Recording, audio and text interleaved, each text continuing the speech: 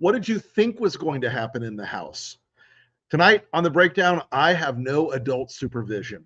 And as you know, when I have no adult supervision, things, as the kids say, get lit. Trump's back in court. The GOP primary is going into the dumpster. We've got some great, interesting political insights tonight on polling from the two leads of our political team, Andrew Wilson and Philip Germain, who are going to give you some really cool insights on things. And we're joined by LP senior advisor Stuart Stevens, who's going to talk about his new book, The Conspiracy to End America. And that's the beginning of this breakdown.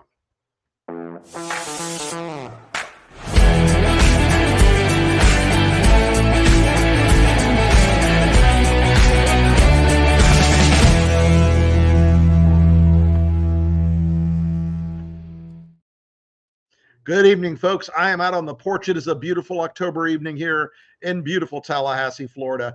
And I will say this, I still have a job and Kevin McCarthy doesn't. Kevin McCarthy was ousted this week, as almost everyone in America witnessed, in one of the most humiliating political losses of all time.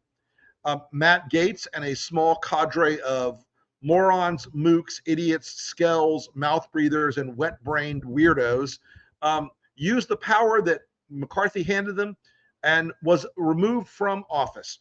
Now we are in a moment where Kevin is no more. He's not running for speaker again. He will not be running for the House again. And with that, I believe it's time for a Lincoln Project in memoriam. The office of Speaker of the House of the United States House of Representatives is hereby declared vacant.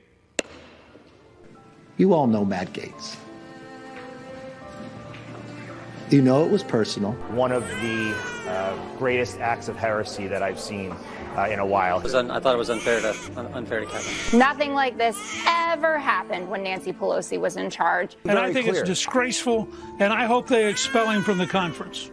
I think there needs to be a reckoning within the conference. It's an astonishingly destructive behavior by a handful of egocentric people. I have never seen anything so malicious. Those 8 people were anarchists, and they're Chaos Caucus members. You're going to get a week or 10 days of the media focusing on Republican disarray. The Republican Party today just can't govern. Nancy Pelosi, with a 5-vote majority, she was able to govern. The Democrats have become the party of discipline, and the Republicans have become the party that lacks discipline.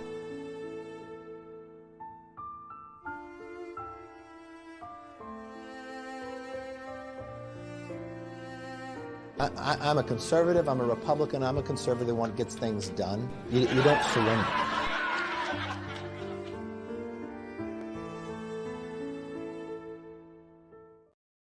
Why this all happened? It happened for 2 big reasons. One, there is a part of the Republican Party that has kept the branding of the GOP, the symbols, the logos, the red, white, and blue elephant stuff. But inside, it's a totally different party. It's a party dedicated to chaos, nihilism, anarchy, weirdness, and the burning down of any institution or any person that gets in their way. And Matt Gaetz understood that Kevin McCarthy represented something that stretched back to the before times of the Republican Party. You know, Kevin McCarthy, if for those of you who speak Republican, was a young gun. He's from the era where he, Eric Cantor, and Paul Ryan were the smiling, youthful faces of the Republican Party. Sorry, there's a lot of vehicles going out of my property right now because there's been some stuff happening today. Had to fix the well. Anyway, so Matt knew he could use this power, and he did. And there's a story in Washington that everybody needs to learn, that loyalty is the coin of the realm. Keeping your word is absolutely vital. And Kevin McCarthy opened the door for these crazies to take him out. Kevin McCarthy told the Democrats one thing, his more moderate Republicans another thing, and the crazies a third thing. And it never held up. You know, this is a guy who comes home from the strip club smelling of perfume with lipstick on his collar and says, "Oh no, honey, I was down at the library." It doesn't work that way, Kevin. You got caught. And these people exploited that, and they booted him out of Congress. Now, I want to address one other thing really quickly about Kevin before we jump to Matt Gaetz saying the one true thing I think he's ever said. Kevin was a good fundraiser. Kevin could go in a corporate boardroom or on a golf course or in a billionaire's home and smoothly and casually say, listen, you're not giving money to Marjorie Taylor Greene or Matt Gaetz. You're not funding Lauren Boebert or Andy Biggs. You're funding my operation, Congressional Leadership Fund. You're funding the NRCC. Well, now, no matter which one of these weirdos becomes the chairman or the speaker, no matter which one of these weirdos gets the job, none of them have that gift that Kevin has, especially if it's Jim Jordan, who is the exact opposite of charisma with donors. They are worried that he's going to stain their furniture. He is a weird, off-putting, bizarro land dude. It's not going to be Gaetz. He doesn't want it. He's got other ambitions. But it may be Trump, who is coming down to Washington next week, and you are going to see the chaos go into overdrive. But with that, let's have one more moment where we talk about Matt Gaetz. And I want to say this very clearly. If you don't understand Matt by this point, you should recognize one thing. Matt would burn down the world to get another TV hit. The most dangerous place in Washington, D.C. is between Matt and a press gaggle. There is nothing he wants more than attention, fame, adulation from reporters saying, oh, Matt, you're such a powerful player. And he is. He has a weapon right now in his hand he can use against any Republican. But I'm going to tell you one thing. Matt has a shelf life because the rest of the caucus hates him. He's got a small number of people around him who are his sort of Gaetz hotties who are willing to blow themselves up for him. But I promise you that Ethics Commission report, Matt, that they were holding on to, it's already buzzing around about it getting leaked very, very soon. And you can Venmo me and I'll give you more information. But we did have one clip that Matt actually struck the truth about Kevin McCarthy. And then we're going to talk a little bit about Donald Trump and his terrible, horrible, no good week in court. It is going to be difficult for my Republican friends to keep calling President Biden feeble while he continues to take Speaker McCarthy's lunch money in every negotiation.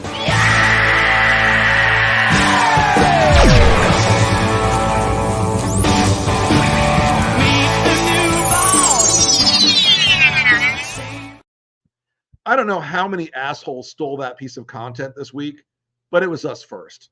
So you're on notice.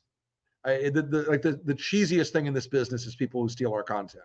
But look, Donald Trump is going to come down there. They're going to pretend he's going to be the speaker, and he could get it, by the way. Watch this thing get out of hand, because Trump, once he thinks that there's some sort of advantage, upside, power, or exposure, or that it's going to get the cameras focused on him every day, he may say, well, Jim, I like you, but I need this, and take it. These guys don't ever understand that they never killed Trump when they could have politically, and he's always going to haunt them. And if he wants this job, he'll take it. And Katie, bar the damn door. It will be the shit show of all shit shows. Now, speaking of shit shows, Donald Trump is in court this week. And as you've all seen, his grumpy, pudgy, grim, snarling appearances, because right now his the woman standing directly behind Trump in that photograph, Alina Habba, is a parking lot attorney. Her specialty is parking lot law, the contracts and management of parking lots. She is not really the first person you would pick to go out and engage in a meaningfully gigantic, sweeping, multi-decade, multi-billion-dollar fraud case, which is what Trump's defending himself on right now. And she's also not the person you would think of, who you would have sign the forms about the case and waive the jury trial. So now Trump is sitting in front of a judge. He's losing his damn mind every day. He's truthing his dollar store social media network. He's truthing about the clerks in the court. He scored himself a gag order this week from the judge. This will not go well. I suspect they're going to try to get him out of the courtroom as quickly as they can. I suspect they're going to try to remove him from the possibility of saying something like, my minions must charge the court now and eat the bloodied corpse of this judge to please me. Bring him to the top of my pyramid. absolutely losing his damn mind. He's absolutely losing his damn mind. And it's kind of wonderful because this is a case that matters to Trump more than the rest. The rest of them don't really matter to Trump. He cares about Jack Smith and he cares about Georgia a little bit. This case could result in Trump losing control of his properties in New York, including that mildewy dump Trump Tower. And if he loses control of these properties, his self-image takes a blow that is almost undescribable. Look, I say this a lot. I'm the anthropologist of the worst person in the world. I understand how Trump thinks and talks and operates, right? This guy, if he loses Trump Tower, he will melt. He will freak out. That was for years his hideaway, his oasis, his Xanadu, his final resting place. I wouldn't have been surprised when Trump died if they would have had him embalmed in gold and left in his apartment. If he loses that, it's going to be the most magnificent shit show meltdown you've ever seen. So he's doing very, very bad in this whole thing. He's handling it very poorly. And I will say this: when you watch Donald Trump, when you watch his body language, slumped over, angry, jowly, all that stuff, you recognize that this is a man who, for once in his life, is feeling that his BS is being called because he knows his entire life, his entire business life, has been one concatenating fraud upon the next. I wish Tara was here tonight because, man, she would tear this part up. But this is a guy who is truly broken when he thinks about the fact that the image of Donald Trump as a billionaire and a rich guy has always been a lie. It's always been fake. It's always been BS. Sure, he had some money, he had some properties. He could borrow money on those properties, but it was always a fake.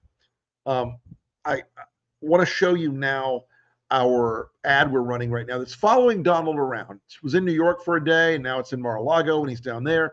We're going to track Trump with this ad for a little while, mainly because our audience of one ads are meant to make Donald Trump insane, and they do over and over again. No one else does it. No one else can. But here we are telling Donald Trump that he's broke. Oh, Donald, you're broke and busted. A fraud, a con, a low-rent rip-off artist. We've always known it. So have you. Now America knows it. The courts are shutting down your crooked shell companies in New York. Bank fraud, insurance fraud. You know those are crimes, right, Donald? They're dissolving the whole Trump Organization scam right from under you. Bankruptcy won't save you this time. You'll have to sell off everything. You might even lose control of that dump Trump Tower. No one will lend you money, Donald. They won't even let you hand it over to Junior or Eric. Never mind Ivanka. She hates you. Everything you ever built was built on a lie. You were never rich, never successful. New York is laughing at you. Always has, always will. And now everyone knows it. Broke, busted, the loser in chief.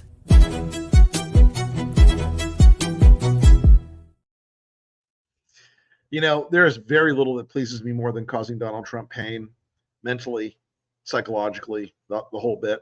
He is a guy very vulnerable to that kind of thing. And we are going to keep that ad popping for a little while because he's thinking about money all the time right now. It's all he's thinking about. So, listen, there was a Republican debate last week when we were off air. There was a Republican debate. I don't know who you recall from the debate field at this point because they're all disappearing into the sort of yappy miasma of irrelevance and inconsequential roles to play in our politics. But Ron DeSantis needed a huge win and once again made the weird faces and flopped. He's just a weird guy. Chris Christie showed you why he's not really ready for prime time here. He comes up with this beautiful condemnation of Trump. He's straight to camera. He's delivering it. He's bringing it down like, you are watching, Donald, and you're afraid to debate me. And he said, and then we're not going to call you Donald Trump. We're going to call you Donald Duck. All right. Whoever was in the prep room for that debate, commit seppuku, leave the country, go somewhere else. Stop. That was the worst, most awkward line I think I've seen in forever. Nikki Haley was, and she's like the flavor of the moment, swinging pretty wildly at everybody in the room. Vivek was weird as always. But again, the debate didn't move the ball. It didn't move the ball 1 inch for these people. Not one of them came out of that debate with this national sense of buzz and energy that they needed to change the ball game. Why? None of them will truly go at Trump. They will do it obliquely. They will do it as a bank shot. They will do it with the most subtle language that would require a team of Jesuits a month to parse through. They won't go after him because they're too weak and too scared of him. So without spending too much more time on that debate, I want to go ahead and show you the Republican debate in 90 seconds. Ilya Calderon, Univision. Good evening.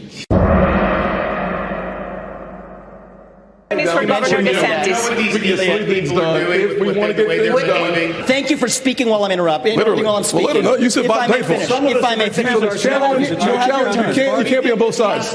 Gentlemen, you'll have your turn. What do you not do deals with the CCP 4 years ago? This isn't productive. I want to hear about that. Let's have a policy debate. I have to jump in here. I'm sorry. Was speaking. There's one person on this. This is infuriating.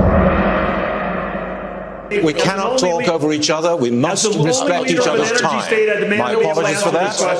12 years. Where have you been? Where I voted no on all. We actually have a CEO of the White House, which is what I think we need. If I may just briefly interject here. I thought you said something about waiting until your turn to talk. So hold on. So at the end of the day, I'm going to finish my. I'll be happy to debate this. I'll respond. I'll look forward to this one right now. Peace comes through strength. Governor Christie.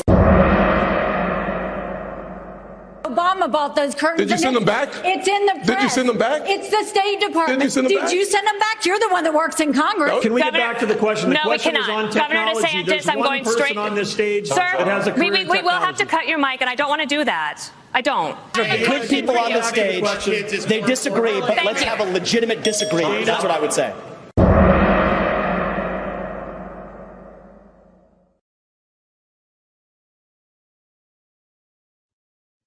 Imagine a blackboard 1,000 miles long with 500,000 pairs of fingernails dragging down it for all eternity. That's how I feel about that debate. I would sooner listen to chainsaws being thrown into a pit of puppies than watch that debate one more time. Truly, truly, horribly, horribly awful. None of them came out of that debate feeling and looking like a president. They came out of that debate looking like people who were the worst also-rans in history. And weirdly, they are, because Trump, during the debate, basically said, I don't see a VP on that stage. Ow. So with that, I want to give you guys the one thing we always promise you last week in the Republican Party.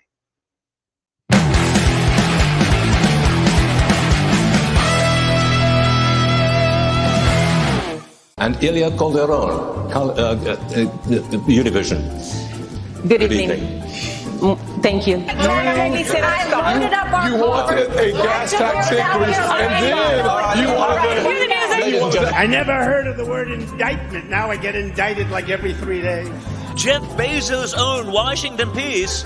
Under the leadership of President Trump. 19 years. She's almost here. Boom. Couldn't do it. And we ended up with customers in 132,000 countries. And nothing has happened. Here's what you've done. Here's the thing that I just find interesting. Ron. This again illustrates how this family is absolutely immune from any kind of accountability. Sweetheart deal for Hunter, sweetheart deal for Commander. Exactly. There's nothing inherently immoral about indoctrination. It's a morally neutral concept. Our military is not an equal opportunity employer. And let me tell you what's going to happen. You keep doing that, no one up here is going to call you Donald Trump anymore. We're going to call you Donald Duck. They're taking a shower. They're told to hurry up. You're only allowed a small amount of water when they take a shower. That's why rich people from Beverly Hills, generally speaking, don't smell so good, you know. Some of us are tainted. Excuse me. Thank you for speaking while I'm interrupting. While I'm speaking. But like, as long as they get rid of most of the cows and feed you bugs, someone's got to eat the rest of the cows, right? It's going to be them, not you. So I have a choice of electrocution or shock. You know what I'm going to take? Electrocution. I will take electrocution every single time. Do we agree? I honestly, every time I hear you, I feel a little bit dumber for what you say. Well, joining me now are Philip Germain and Andrew Wilson, They are from the Lincoln Project's crack political team. Not that they do crack, but that they are some of the sharpest minds in research and polling right now that are out there. And tonight we're going to join, we're going to have a little moment with the audience as well. You can send in your questions for Philip and Andrew because they're going to talk to us about the polling and the behavior and the characterizations of the Maga base and of the extremism that's growing out there in the Republican political community. And they're also going to talk to us about something you hear us say a lot. They're going to tell you about what the Bannon line is and who are the voters that can swing the 2024 election in the direction we all need it to go. So with that, Philip and Andrew, welcome. Thank you so much for coming on the breakdown tonight. Hello. Hello. Hey, hey. All right, so let's start out with this. Describe for me, in the broadest sense right now, how you characterize the Maga base, because there are a lot of assumptions about it, not only like what they believe, but who they are demographically. So let's start with that part. Who are they demographically? So the Maga base. Sorry. Go ahead, Andrew. We selected for voters who said they were going to vote in the GOP primary and they were Republicans, and we found that 30% of those voters said they would leave the party if Trump were not the nominee. And we characterize those voters as the Maga base. So they're an interesting subset. And the truth be told, we can't reach these people. But it's good to understand them, to understand what the Republican Party is doing and why it's happening. They don't care about the same issues that you care about. They don't care about climate change. They don't care about coronavirus. But they are really concerned about crime and inflation and poor leadership in government. They're interestingly younger than you might think.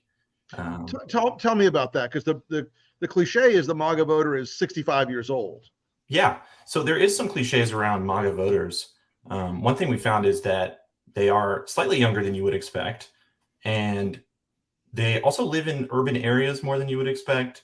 They're less suburban and rural than you might guess about the average MAGA voter. Yeah, if you want to break this out, almost 30% of this MAGA base is between 18 and 29 years old, with 32% or so between 30 and 44. So that, older demographic that you might think these are people that are going to be around for a long time. And I think that's really important to note that, as Trump, withers away, these folks are still around. These are the folks that are going to be emboldening characters like Matt Gaetz moving forward, Marjorie Taylor Greene, the Jim Jordans of the world, running for office themselves. So this, older base that we think is there is a lot younger. Interesting. And that is one of the things I think people have not fully integrated into their thinking about it, because it is like they're rural, white, 65-year-old, non-college educated voters. And a lot of them are that. Yes. If you're a rural, white, non-college educated voter, you're probably a Trump supporter. But it's not as clean cut as a lot of people believe in that regard. So, Andrew, I want to go back to something you said about their issue cluster. The crime, immigration, all the things that you sort of see in what I call the DeSantis portfolio right now, of the culture wars, the emphasis on criminals, burning down every city, it's like a very broadly overdrawn thing. Is that because their perception of crime is like out of whack with reality? It's not necessarily out of whack with a lot of other voters, but they are the most important issues for these voters. So a lot of people rate crime as a serious issue when they're voting. And the thing about their issues is what you see on a Republican debate stage is directly reflected in these voters. This little 1/3 of the party has a stranglehold over what Republicans talk about in almost every case. You see, you could write a speech with just high cost of living, inflation, crime, and that would be a Republican stump speech in 2024. So tell me, when it comes to the economy, we've seen this historical dichotomy in polling for 50 years now, where people describe their economic circumstances as good or okay, and they say, but my neighbor and everyone else is suffering and the rest of the country is an economic hellscape. Is that one of the things with the MAGA folks? Do they have that dichotomy, or are they personally economically stressed in some way that meets that sort of cliche of the economic anxiety of the MAGA voter? Are they doing okay? Do they think they're doing okay financially? No, they don't think they're doing okay financially. In fact, only about 15% say they're better off than their parents. So it's not they're not incredibly poor, but they're sort of middle of the road, middle class, right? People. So what going back again, because you sort of hit the exciting point up front. There is a scenario that the Republicans probably wake up in a cold sweat over, and that scenario is if Donald Trump somehow lost the primary or dropped dead and it was Ron DeSantis or Nikki Haley or anybody else, you're telling me that roughly 30% of them are just going to walk away and stay home? Yeah, and we can see that reflected in a lot of the primary polling. Trump holds about, a 57% right now. Yeah. So, yeah, 30% would walk away. And it's sort of like what you saw in the House in miniature. Like there's this radical wing, a small radical wing that has control over the House. And there is a small radical wing, or a sizable radical wing of the Republican Party that has complete control over the party. Fascinating. So, Philip, let's move on here and talk a little bit about the Bannon line, the flip side of the MAGA base. Talk to us a little bit about who our Bannon line voters are. And folks, Philip, before you start, folks, the reason it's called the Bannon line is when the Lincoln Project was formed in 2019, Steve Bannon, who's not a fan of ours, and vice versa, said, if these guys can take 3% from Trump, he can't win. And our response was, of course, hold my beer. So, Philip, talk to us a little bit about how the Bannon line, who the Bannon line voters are, and why it has expanded in the post-Dobbs era. Sure. So, we've been able to break out Bannon line voters amongst two key demographics, especially over the past two election cycles. It's those like we want to call them the pre-Reagan era Republicans, conservatives, and the post-Reagan era conservatives. And with the pre-Reagan era conservatives, they are your more stout Republican voters. They tend to vote Republican a lot more consistently, but there has proven to be, a small contingent that will vote Democratic if the conditions are right. These are older individuals. These are, 45 to 64 and then 65 plus. A lot of them are veterans. Suburban and urban voters make up about 77% of that contingent of the Bannon line. It's a lot whiter. It's 76% white. 53% of them are married. So these are, again, older individuals, the kind of Gen Xers, I think you want to call them. They're focused on issues like inflation and crime, fuel prices, government spending, things like that. But really the focus is, American soft power tends to be what their focuses are, especially as they relate to foreign policy. So that's why you'll see some of our ads, especially focusing on Ukraine and Biden's leadership and American leadership with allies across the world. And then you have this newer segment, this like post-Cold War segment of the Bannon line that tends to vote a little more liberal. And these are, the post-Reagan types. We like to call them also Dobbsdads. These are conservative voters, again, that tend to vote more liberally. A lot of them are parents, millennials. This is a very diverse group, actually. It's a little less white, 63% white, 18% Latino or Hispanic, 11% Black. You have folks that have grad degrees in this group. You have a lot of them are college educated. And that's where you can get into the more urban, suburban individuals. A lot of them are living in cities. They've been particularly swayed in the post-Dobbs era.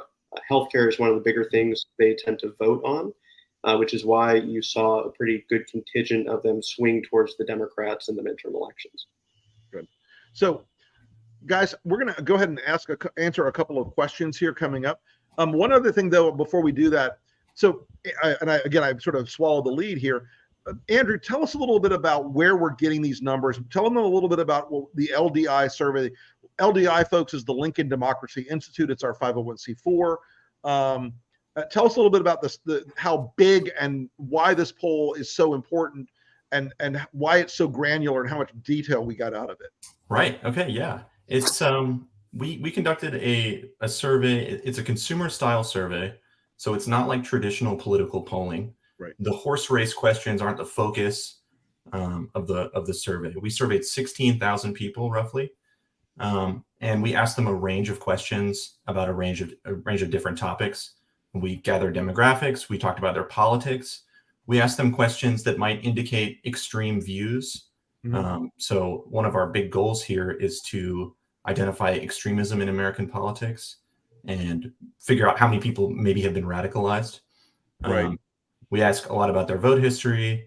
We ask about what TV shows they watch. And we've grouped them into different media ecosystems so we can look at them from the angle of this person watches Dan Bongino, so we know this about their politics. We know we feel sorry for them. The size of the survey is enormously striking and important, and it did allow you guys to really drill down into some very fine-grained sort of stuff. So let's go ahead and hit a couple questions here. Let's pop up.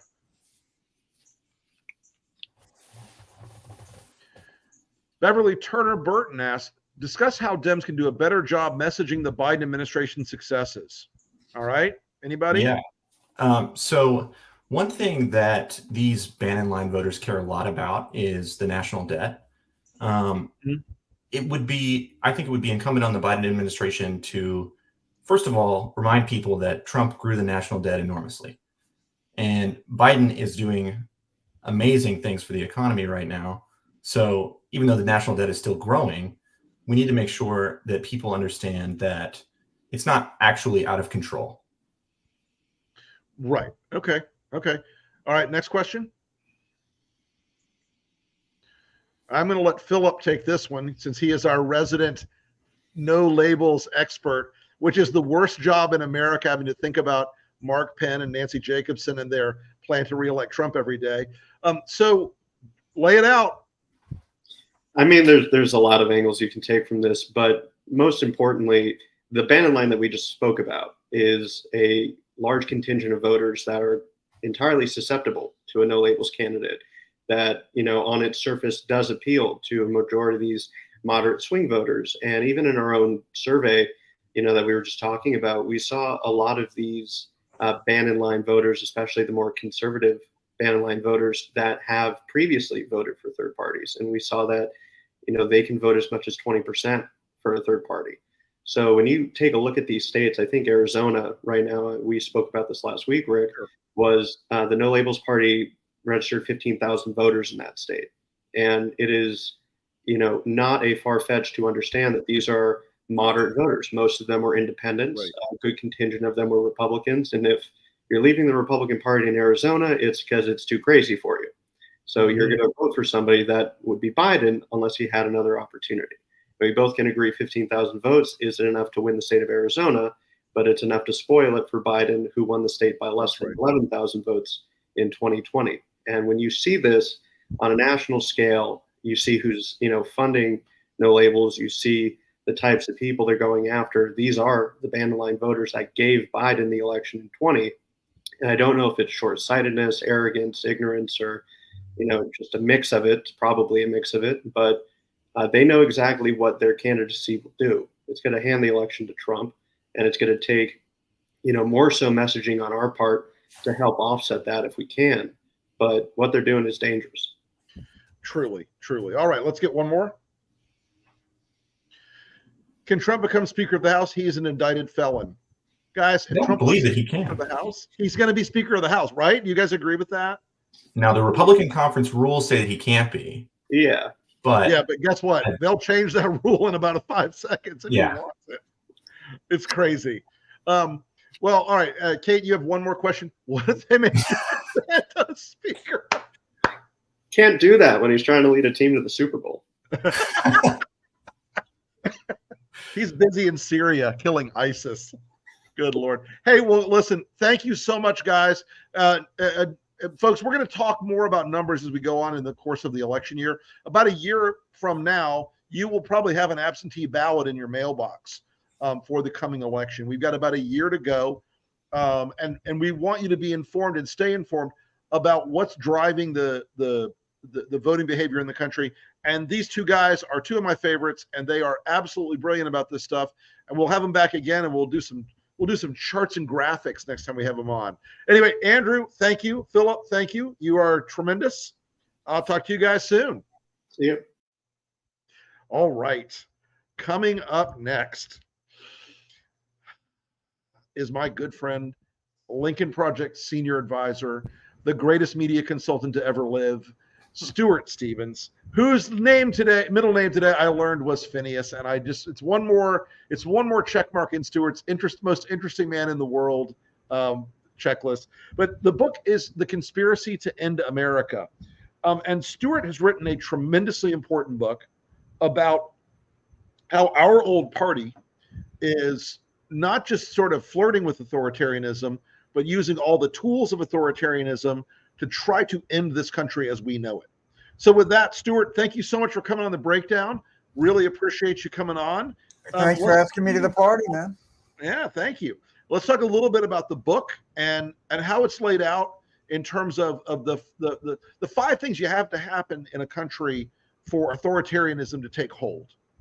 Yeah, one of the interesting things about this moment as democracy slides into autocracy, that this is not an obscure subject. There are brilliant people who have written brilliant books and studied this in depth, and you and I, are great fans of all of them. I mean, we go around passing around books like Twilight of Democracy, right, and how democracies die, like watchtowers and airports. And what struck me was that there was a consistency of 5 elements that are always present when a democracy slides into an autocracy, and they're all present now. And we talk about them individually, but we don't look enough at their collective impact and how they're interconnected. Some ways overtly, some ways just sort of through a synergy. And that's what moved me to write this book, really, to sound an alarm and to point to them. I think that we often ask ourselves, like, oh, how did Germany happen? We're seeing how Germany happened. It had all the things that you point out. Propagandists, the authoritarian movement took over a major party. They had financiers. They have a legal theory of the case that they're going to govern by, and they have shock troops to intimidate and execute their will. I mean, this is as you always say, it's like when you start out in something like this and you pose an extreme case and it seems alarmist, it usually turns out to have been insufficiently alarming. Yeah, I think that's one of the problems we struggle with, how to talk about this. And as we've said before, it's sort of like a pandemic. Whatever you say at the beginning will sound alarmist, but at the end, it's probably going to prove woefully inadequate. Right. And there's another sort of intangible element that's always present when democracy slides into autocracy, and that is the inability of those who support democracy to imagine it ending. Mm-hmm. And I think that we're just surrounded by that now. And that's part of the lie that so many of our friends who we work for and with in the party were able to justify, to the extent they tried to justify, supporting Trump. Well, it won't matter. All of these phrases, the system will hold. The party's just been hijacked. And none of that is true. I mean, first of all, like every story I ever read about hijackers, like they weren't popular on the plane they were hijacking. Right. I mean, the people going to grandma's house said, "Oh, great, we get a free trip to Cuba. Terrific." Or, look, honey, look out the window. They're gonna, there's troops out there. Columbia's beautiful. And Trump is wildly popular in the party, and Trump is popular in the Republican Party because the Republican Party is Trump is what the party wants it to be. Mm-hmm. And I think that how is it that you and I that spent a lot of time helping elect Republicans, helping build the Republican Party, are now faced with this truth that we are not afraid to speak, that the Democratic Party has become the only pro-democracy party in America. Yep. And that's just because it's true. And when you look at what the party is now, first of all, I mean, it's an authoritarian movement, and all of those sort of constants that we thought were with the Republican Party, right? Just look in the last 48, 72 hours, right? Right. So we were supposed to be the party that were like the adults in the room, right? Calm, steady. The party of competence, the party of calmness, steadiness, right? And, you know, you have a bunch of mad dogs running around up there and just these horrible people that don't care at all about democracy. They don't care about any oath that they took. And, you know, the thing that really that makes me the most angry about this is that these Republicans were the heir to the greatest generation. Sure. And, you know, people like my dad fought 3 years in the South Pacific, 28 island landings, came back, never talked about it. There was just like, you know, tens of thousands, hundreds of thousands of others. And these Republicans, when Trump lost in 20, they couldn't even get their comm shop to put out a statement congratulating the president-elect of the They United were so States. afraid of Trump's mob. Yeah, I mean, and now you have, you know, Mitch McConnell, who still is afraid to mention Donald Trump's name. It's just a party that, you know, we know that courage is contagious just as cowardness is, and it has become a party that is defined by cowardness. Yeah, I think that's right, Stuart. I mean, and you point out in this book, these are people who, like, they'll say everything in private, but not one of them will come out and say it in public. They will, and you and I have both had these conversations with many of our former friends, our former clients, where they'll say, oh my God, if it's Trump again, he's going to burn the country down. It's going to be the worst thing ever. And then they'll go out and pretend that he's a normal Republican candidate, that he's limited government, strong foreign policy, low taxes, individual liberty, blah, blah, blah. How is it that they keep these very contradictory ideas running at the same time in their brains? I've never understood it. I ask myself that all the time. I mean, we know these people. They're not horrible people. If they live next door, they'd be like good neighbors. They'd stop to help you on the road. But really, you know, what I kept coming back to is I will never ask myself how 1930s Germany happened again. Right. And a lot of people throw up their hands and go, oh, you can't talk about World War II. You can't talk about Germany because, you know, that reduces whatever you're talking about to an absurdity. I think the exact opposite is true. I don't think that it's obviously going to end with the same result, but I think it's the same process here where good people are rationalizing. So what happened, you know, with the Republican Party is exactly what happened in the 1930s in Germany, where the Prussian aristocrats realized that they had lost touch with the working class. The working class was becoming at increasing rates Bolshevik, communist. And they said, well, you know, we need someone that still has a bond with them, like Adolf Hitler. Otherwise, the country's going to go communist. And that is exactly the same rationale that so many in the Republican Party hierarchy used to justify backing Donald Trump. And there are statements I point out in this book by Germans like, you know, Franz von Papen and Mitch McConnell that are almost word for word, like before Trump was elected, McConnell saying, I think that we will change him. He won't change us. Yeah. Good luck. How'd that work out when you're, you know, in your when you're running for your life, your colleagues run for your life, and you still can't convict that guy? And that's the truly amazing part is even when they've had a chance to end him politically, they've chosen not to out of fear. And that is, to my mind, one of the through lines here and all these things you're describing, especially about the shock troops. They're meant to impose and instill fear in people. Fear that the new legal structure will put them in jail. Fear that politically they can't survive without him. It's a dark moment, but it is a beautiful book, Stuart. As always, you have an enormous poetic gift in these things, and I just want to say, folks, you need to go out and you need to read The Conspiracy to End America by Stuart Stevens. Get it on all the usual places books are sold. It is a book you can sit down and read in a day and a half, but you will come away from it with a view of the political landscape in this country right now that you probably haven't had before. And it's well worth the read. And Stuart, thank you so much for coming on the breakdown tonight. And I will look forward to talking to you, tomorrow, as we usually do. Okay. Talk soon. Thank you, my friend. All right, folks, we're going to wrap it up here. We've gone to 45 whole minutes. I told you I'm unsupervised, okay? It's just Kate Salkowitz and Riley running the show tonight behind the scenes. Tara's gone. Nobody else is here to say stop. But look, want to promote my podcast, The Enemies List, the Lincoln Project podcast with Reed Galen, That Trippy Show with Joe Trippy. All these podcasts that we do, folks, we do them because it's part of the way people communicate about politics in the modern era. Believe me, it's 8 hours a week that I already work 100 hours a week. So, why not throw some more logs on the fire?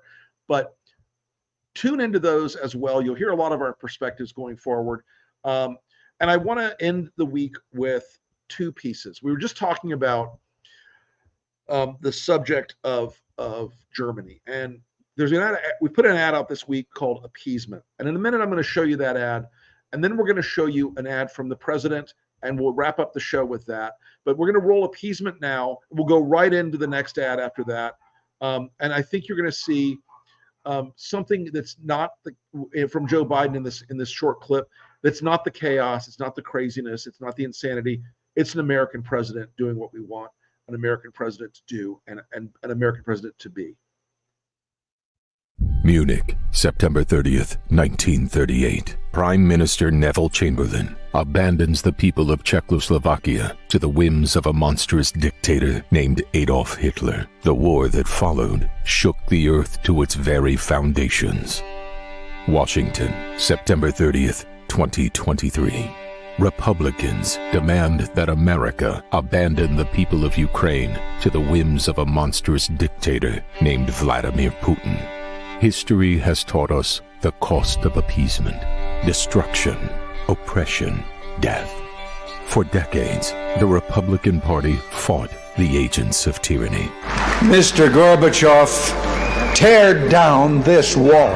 That all ended when their party leaders sounded more like a dictator than a president who benefited from Russian interference and returned the favor with support of Russian oppression. It's great to be with you. President Joe Biden has stood with the Ukrainian people in their fight against Putin, upholding the ideals that America was founded on, ideals that so many fought and died to defend. The choice in 2024 is no longer between two political parties. It's between freedom and oppression, between war and peace. The stakes have never been higher. The cost has never been greater. The choice has never been more clear. It's us or them.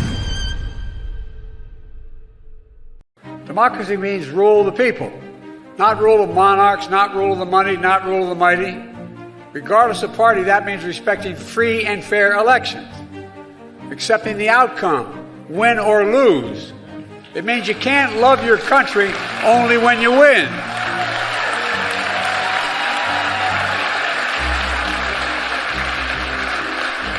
Democracy means rejecting and repudiating political violence. Regardless of party, such violence is never, never, never acceptable in America. It's undemocratic, and it must never be normalized to advance political power. And democracy means respecting the institutions that govern a free society. That means adhering to the timeless words in the Declaration of Independence. We hold these truths to be self-evident. A mission statement embodied in our Constitution, our system of separation of powers and checks and balances. Our Constitution, the bulwark to prevent the abuse of power, to ensure we the people move forward together under the law, rather than believing the only way is one way or no way at all. But our institutions and our democracy are not just of government. The institutions of democracy depend on the Constitution and our character, and the habits of our hearts and our minds. Now's our time to continue to choose and secure a sacred cause of the American democracy. I know we can meet this moment. John knew we could meet this moment. He believed, as so many patriots before him did, the character, destiny, and our own lives, the life of this nation. He believed in us. So, you, me, every American is committed to preserving our democracy and our constitutional protections. We carry a special responsibility. We have to stand up for American values embedded in the Constitution, the Declaration of Independence, because we know the MAGA extremists have already proven they won't.